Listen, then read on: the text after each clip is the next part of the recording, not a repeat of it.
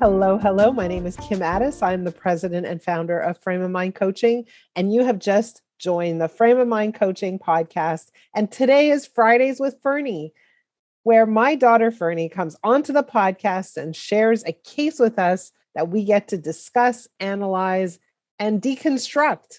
Ferne, welcome. Hello, thank you for having me. How are you today? I'm great. I'm excited to talk. What do you have in store for me today? So, today we have a case about a woman named Abby. Now, Abby was always super active. She ran marathons, she taught yoga, a bit of Zumba. She was always super healthy, very conscious about the things she ate.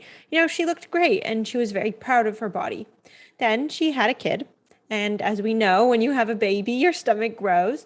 The issue is that when the child was born, everything was fine, but her stomach didn't really shrink to the size she wanted it to be. She saw her body had stretch marks and she just wasn't happy when she looked in the mirror. She was a lot heavier than she was before. She wasn't fit.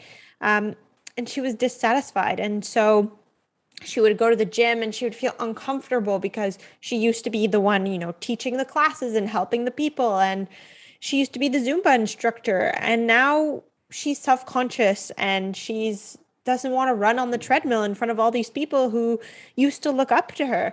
And quite frankly, she's embarrassed and she goes in this bad cycle of looking in the mirror, feeling bad about herself, not feeling comfortable about going to the gym, and staying in this bad shape and not really doing anything about it because she's so uncomfortable with the way she looks and she feels stuck and unhappy and she doesn't know what to do. So, what advice would you have for Abby? So I'm going to ask you a question and you're going to be surprised, but what advice would you have for Abby? Uh, Interesting question. Well, I think that, I would tell her that when you get pregnant, that's what that's what happens and it happens to everybody and there's nothing to be ashamed about. I mean, I'm sure she's heard this advice before, and I'm not sure if it would help her per se, but like it happens to everyone. And if anything, it's something to be proud about. I mean, look at what you produced. You produced this incredible child and I feel like that's worth the world. Right. And she understands that intellectually, but in her heart, she still looks at herself in the mirror and it still doesn't add up. She Mm. still feels bad. She still feels ugly. She still feels chubby. She still feels stretch marky. Mhm. And not as beautiful as she used to be. Right. So, anything to do on that front? I mean, definitely look at her thoughts, and see what that says about her. Like, okay, so she has stretch marks, and what does that mean? What do you think that says about you as a person? Um, why do you think that you can't lose this weight? I mean, you've been training for years, your whole entire life. You're a sporty person. Why can't you? What's stopping you from going back and like go running in the streets and enjoying all that you used to enjoy? And of course, it'll take you time, but that's normal. Right. So it's very interesting. And I'm glad I asked you. Your approach was very, very much on the mark. But I would go even a little bit further. Right. And so, here's the thing. Very often when moms have kids, they have what's called postpartum depression without even being aware of it. They're Mm, affected emotionally by having their children. And sometimes their thinking isn't quite as sharp or as aligned with their desires as it used to be because they're being affected by their hormones and things are out of whack for them. They can't think clearly and they are super emotional and super sensitive. And it sounds to some degree like Abby is in this case. So now the question is, what happens next? What do we do? We can tell her, yes, it's normal. Yes, you're having kids, you're going to grow, your body's going to change shape, all of that's going to happen. It still might not leave her with a whole lot of comfort. And mhm, so we want to go in two directions. The first direction is to say, to really explore the question of what makes you valuable? What makes you beautiful? What makes you important in the world? Is it your abs or is it more than that? Right? What makes you important and really truly um, worthy in this world? And, one of the directions I would have the conversation about is that your body is a component of you, but it isn't you. It's not reflective of who you are.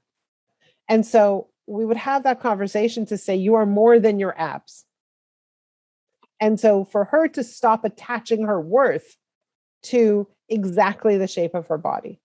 Okay, so that's thing number one that I would really start to focus on. The second thing, and I think this is very, very important, is to help her understand the thinking that extraordinary leaders, extraordinary performers engage in. And I will say this, is that most people who achieve outstanding goals are not people who have never encountered difficulty or adversity. Every single one of those people has encountered something challenging, difficult at some point or another. But these are people who have a high, high degree of emotional resilience, and their thinking about the adversity they encounter is very different from the norm. And what they do is they look at their adversity and they say, okay, so this thing happened to me. I had a baby, now I'm out of shape. That's the adversity. How do I leverage it? How do I turn it into an advantage? And right now, she's looking at that as a disadvantage, as a flaw, as a chip in her armor. And what I want to do with Abby is say, actually, this is an advantage for you.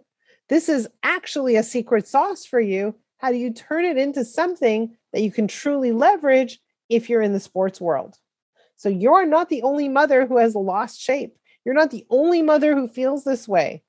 How do you use this to truly connect with others? How do you use this to embrace a community who desperately feels the way that you do? And they look in the mirror, they don't like what they see either. How could you be the voice and the champion for these people and help them gain a level of self-acceptance and get back into shape at the same time? And so with Abby, it seems like she's a highly driven individual who has certain expectations for herself. And when she looks in the mirror, she says, I'm not meeting those expectations. I'm failing, I'm falling, I'm less than.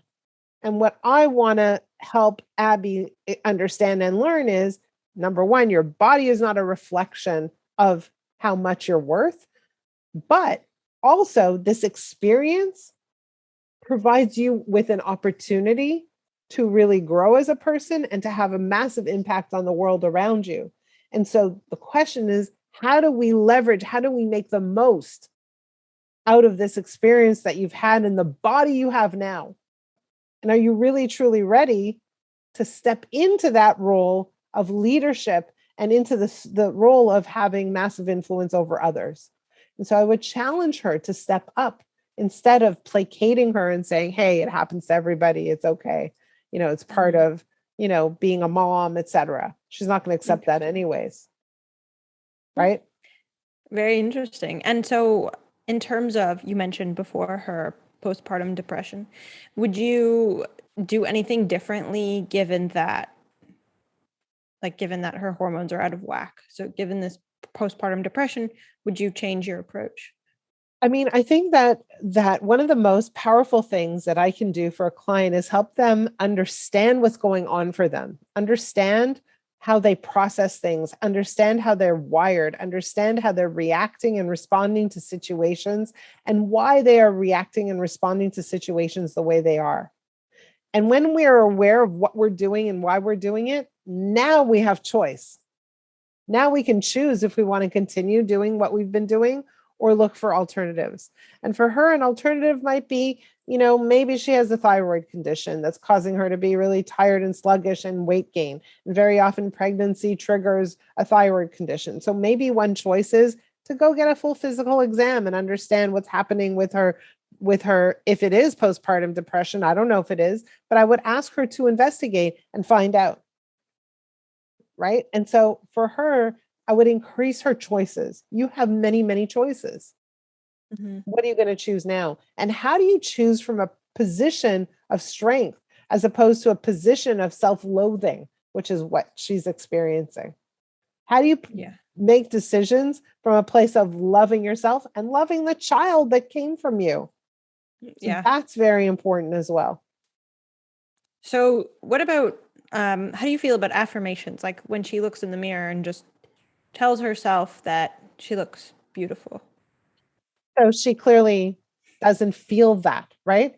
So she looks Mhm. in the mirror and she can tell herself, I'm beautiful, I'm beautiful, I'm beautiful. But what happens is in the back of her mind, she says, no, I don't. Who am I kidding? And so what happens in the back of your mind always trumps everything else. The beliefs you have really rule the show, right? They set the stage. And so I don't want her to engage in affirmations that she's not believing in or buying. What I really want her to do is to explore why she's feeling the way she is and to think about how she wants to feel. And here's a good one. If she has a daughter and her daughter is looking in the mirror and feeling horrible, terrible, and ugly, what would she tell her daughter? And why is what she would tell her daughter different than what she's telling herself? Mm. I guess she loves her daughter in a different way. Well, you got to set the example for your daughter. So there are lots of opportunities here for her to think differently about herself and to see what's happening as a massive opportunity as opposed to, a punishment for being a mom.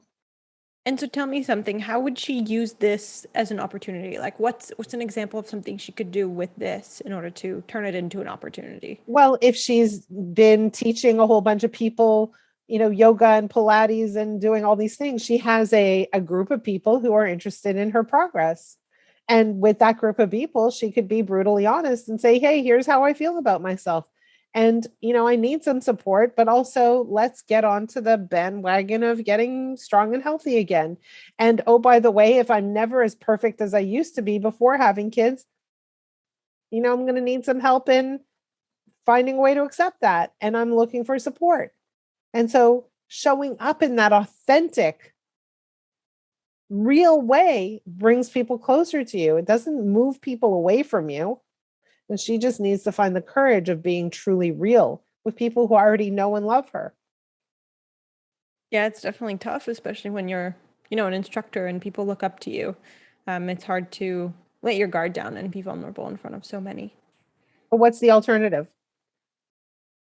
Keeping your guard up and pretending, fake it till you make it. Well, people keeping your guard up, pushing people away, feeling very lonely and very isolated and very bad about yourself. I don't think that's a good alternative. I think that alternative is a very sad alternative. I agree with you. Yeah. 100%.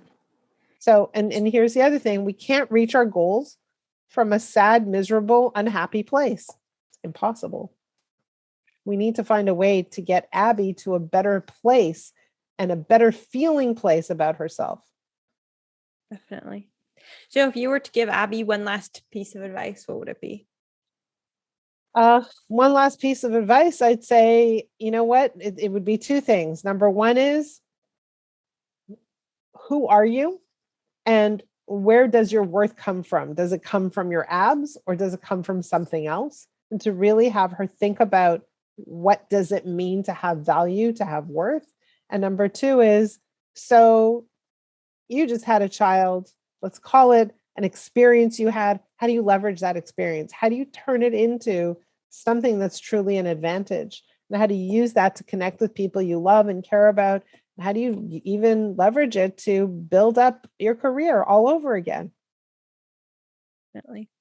Well, thank you so much. I think this was really helpful for figurative Abby, but also applicable in a lot of other cases when it's not necessarily to do with having a child and having stretch marks, but just not liking the way you look or feeling insecure about your body.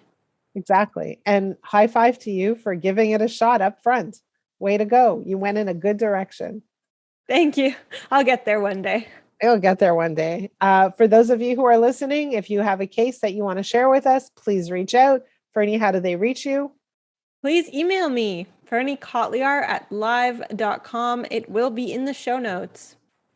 And you can reach me too. It's kim@frameofmindcoaching.com. Please continue listening. Please like, please share. We'd love to hear your feedback. Please find us. Please reach out. And if any of you want to be on the podcast on Tuesdays, we feature you as our guest and I coach you live on the spot on the show. So please reach out. Until we see you next time, have a great week.